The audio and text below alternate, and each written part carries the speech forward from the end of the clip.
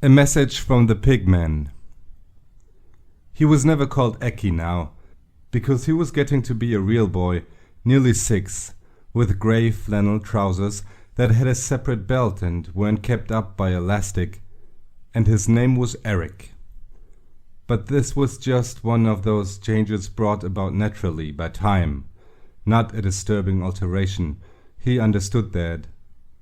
His mother hadn't meant that kind of change when she had promised, "Nothing will be changed." It was all going to go on as before, except that Dad wouldn't be there and Donald would be there instead. He knew Donald, of course, and felt all right about his being in the house, though it seemed, when he lay in bed and thought about it, mad and pointless that Donald's coming should mean that Dad had to go. Why should it mean that? The house was quite big. He hadn't any brothers and sisters, and if he had had any, he wouldn't have minded sharing his bedroom, even with a baby that wanted a lot of looking after so long as it left the spare room free for Dad to sleep in. If he did that, they wouldn't have any spare room, it was true, but then the spare room was nearly always empty. The last time anybody had used the spare room was years ago, when he had been much smaller, last winter in fact, and even then the visitor, the lady with the funny teeth, who laughed as she breathed in instead of as she breathed out like everyone else, had only stayed 2 or 3 nights. Why did grown-ups do everything in such a mad, silly way? They often told him not to be silly, but they were silly themselves in a useless way, not laughing or singing or anything, just being silly and sad. It was so hard to read the signs, that was another thing. When they did give you something to go on, it was impossible to know how to take it. Dad had bought him a train just a few weeks ago and taught him how to fit the lines together. That ought to have meant that he would stay. What sensible person would buy a train and fit it all up ready to run, even as a present for another person, and then leave? Donald had been quite good about the train. Eric had to admit that. He had bought a bridge for it and a lot of rolling stock. At first he had got the wrong kind of rolling stock, with wheels too close together to fit on the rails. But instead of playing the usual grown-ups trick of pulling a face and then not doing anything about it, he had gone back to the shop straight away that same afternoon and got the right kind. Perhaps that meant he was going to leave. But that didn't seem likely. Not the way Mom held on to him all the time, even holding him round the middle as if he needed keeping in one piece. All the same, he was not Eki now, he was Eric. And he was sensible and grown up. Probably it was his own fault that everything seemed strange. He was not living up to his grey flannel trousers. Perhaps that was it. Being afraid of too many things. Not asking questions that would probably turn out to have quite simple answers. The Pigman, for instance. He had let the Pigman worry him far too much. None of the grown-ups acted as if the Pigman was anything to be afraid of. He probably just looked funny, that was all. If, instead of avoiding him so carefully, he went outside one evening and looked at him, took a good look, unafraid look, leaving the back door open behind him so that he could dart into the safety and warmth of the house. No, it was better, after all, not to see the Pigman. Not till he was bigger, anyway. Nearly 6 was quite big, but it wasn't really very big.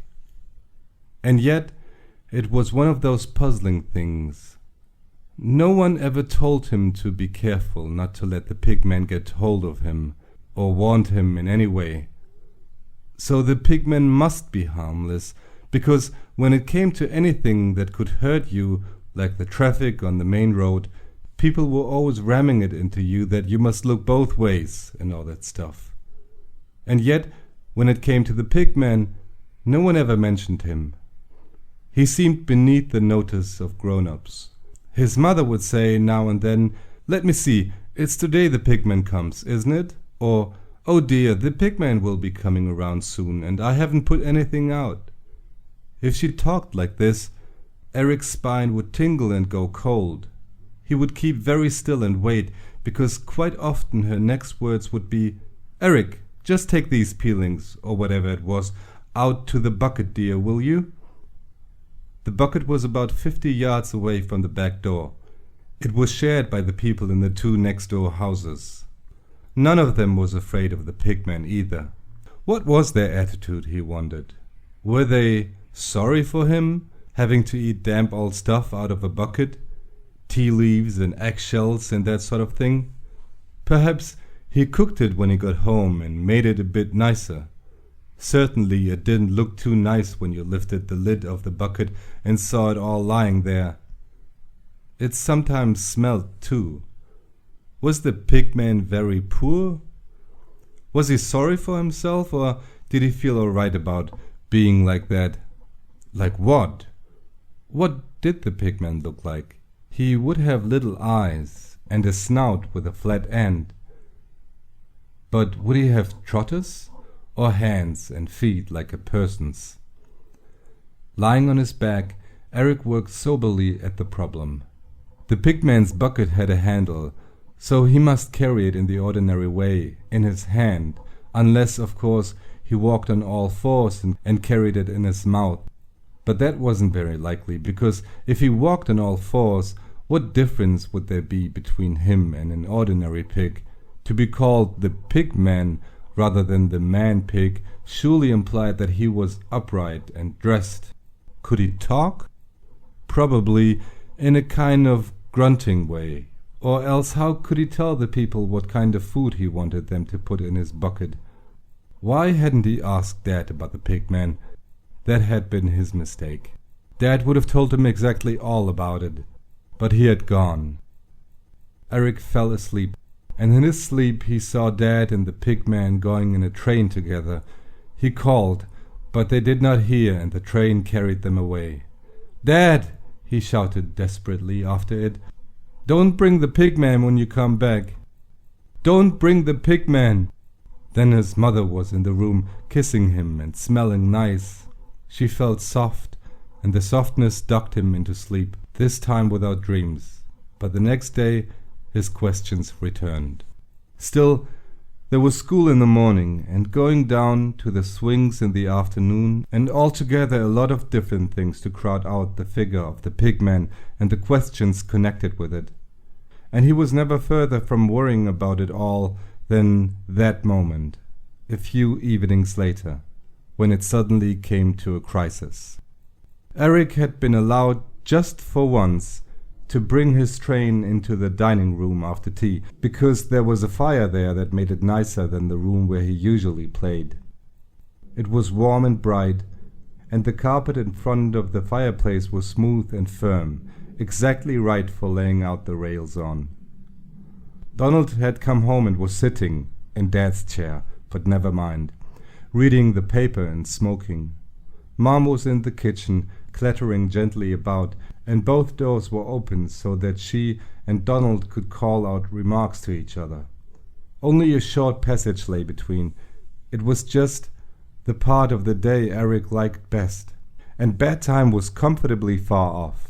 He fitted the sections of rail together, glancing in anticipation at the engine as it stood proudly waiting to haul the carriages round and round, tremendously fast. Then his mother called, "Eric, do be a sweet good boy and take the stuff out for the pigman. My hands are covered with cake mixture. I'll let you scrape out the basin when you come in." For a moment he kept quite still, hoping he hadn't really heard her say it, that it was just a voice inside his head. But Donald looked over at him and said, "Go along, old man. You don't mind, do you?"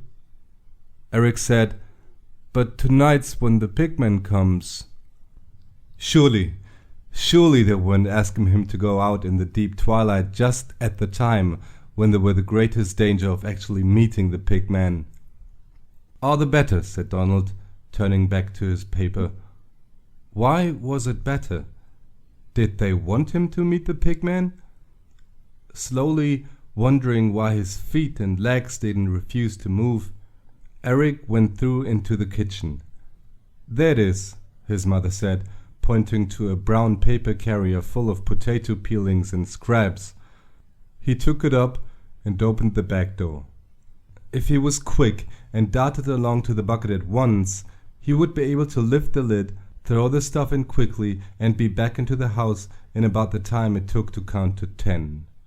1, 2, 3, 4, 5, 6. He stopped. The bucket wasn't there. It had gone. Eric peered around, but the light, though faint, was not as faint as that. He could see that the bucket had gone. The pigman had already been. 7, 8, 9, 10. His steps were joyous and light, back in the house where it was warm and bright and his train was waiting. "The pigman's gone, Mom. The bucket's not there." She frowned, hands deep in the pudding basin. "Oh yes, I do believe I heard him, but it was only a moment ago. Yes, it was just before I called you, darling. It must have been that made me think of it." "Yes," he said politely, putting down the carrier. "So, if you nib along, dear, you can easily catch him up. And I do want that stuff out of the way." "Catch him up?" he asked, standing still in the doorway. "Yes, dear, catch him up." She answered rather sharply. The efficient young mother knows when to be firm. "He can't possibly be more than a very short way down the road." Before she had finished, Eric was outside the door and running. This was a technique he knew. It was the same as getting into ice-cold water. If it was the end, if the pigman seized him by the hand and dragged him off to his hut, well, so much the worse. Swinging paper carrier in his hand, he ran fast through the dusk. The back view of the pigman was much as he had expected it to be. A slow, rather lurching gait, hunched shoulders, an old hat crushed down on his head to hide his ears, and the pail in his hand. Plod, plod, as if he were tired. Perhaps this was just a ruse, though probably he could pounce quickly enough when his wicked little eyes saw a nice tasty little boy or something. Did the pigman eat birds or cats? Eric stopped. He opened his mouth to call to the pigman, but the first time he tried, nothing came out except a small rasping squeak. His heart was banging like fireworks going off. He could hardly hear anything. "Mr. Pigman?" he called, and this time the words came out clear and rather high. The jogging old figure stopped, turned, and looked at him. Eric could not see properly from where he stood, but he had to see. Everything, even his fear, sank and drowned in the raging tide of his curiosity. He moved forward. With each step he saw more clearly. The pigman was just an ordinary old man. "Hello, Sonny. Got some stuff there for the old grunters?" Eric nodded mutely and held out his offering. What old grunters? What did he mean? The pigman put down his bucket. He had ordinary hands, ordinary arms. He took the lid off Eric. Eric held out the paper carrier, and the pigman's hand actually touched his own for a second. A flood of gratitude rose up inside him. The pigman tipped the scraps into the bucket and handed the carrier back. "Thanks, Sonny," he said. "Who's it for?" Eric asked with another rush of articulateness. His voice seemed to have a life of its own. The pigman straightened up, puzzled. Then he laughed in a gurgling sort of way, but not like a pig at all. "Ah," the pigman went. "Not for me, if that's what you mean. Ah." He put the lid back on the bucket. "It's for the old grunters," he said. "The old porkers. Just what they likes, only not fruit skins. I leaves a note sometimes about what not to put in. Never fruit skins. It gives 'em bellyache."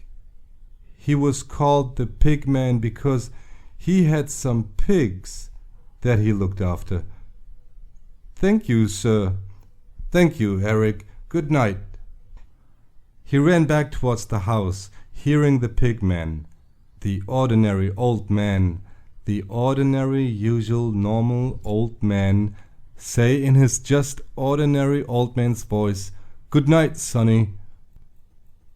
So, that was how you did it. You just went straight ahead, not worrying about this or that, like getting into cold water. You just did it. He slowed down as he got to the gate. For instance, if there was a question that you wanted to know the answer to, and you had always just felt you couldn't ask, the thing to do was to ask it, just straight out, like going up to the Pigman. Difficult things, troubles, questions, you just treated them like the Pigman. So that was it. The warm light shone through the crack of the door. He opened it and went in. His mother standing at the table, her hand still working the cake mixture about. She would let him scrape out the basin and the spoon. He would ask for the spoon too. But not straight away. There was a more important thing first. He put the paper carrier down and went up to her. "Mom," he said, "why can't Dad be with us even if Donald's here? I mean, why can't he live with us as well as Donald?" His mother turned and went to the sink. She put the tap on and held her hands under it. "Darling," she called. "Yes," came Donald's voice. "Do you know what he's just said?" "What?" "He's just asked—" She turned the tap off and dried her hands, not looking at Eric. "He wants to know why we can't have Jack to live with us." There was silence. Then Donald said quietly, so that his voice only just reached Eric's ears, "That's a hard one." "You can scrape out the basin," his mother said to Eric. She lifted him up and kissed him. Then she rubbed her cheek along his, leaving a wet smear. "Poor little Eki," she said in a funny voice.